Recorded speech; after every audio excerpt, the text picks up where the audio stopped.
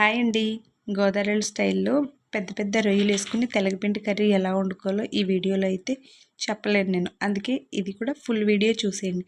ఆషాఢంలో గోరింటాకు తెలగపిండి కూర కంపల్సరీ ఒక్కసారైనా వండుకోవాలంటారు. అందుకే ఈ వీడియోని మిస్ కాకుండా ఫుల్ వీడియోని చూసేయండి. ఎలా వండానో చిన్ని చిన్ని చిట్కాలతో మంచి మంచి టేస్ట్ వస్తుంది.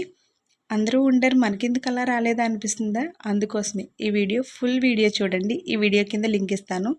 అలాగే నా వీడియోస్ని ఎంకరేజ్ చేస్తూ ఉండండి, సబ్స్క్రైబ్ చేయండి. మీరు లైక్ చేయడం వల్ల డబ్బులైతే రావు కానండి, చాలా ఆనందంగా అయితే ఉంటుంది. అందుకోసమైనా ఒక్కసారి లైక్ చేయండి వీడియో చూసిన తర్వాత. సరేనా? మరి మర్చిపోకుండా ఆషాఢంలో గోరింటాకు తెలగపిండి ఖచ్చితంగా పెట్టుకోండి, తినండి. ఓకేనా? ఈ వీడియో ఎలా అనిపించిందో నాకు కామెంట్ సెక్షన్లో కామెంట్ కూడా చేయండి. Thank you for watching.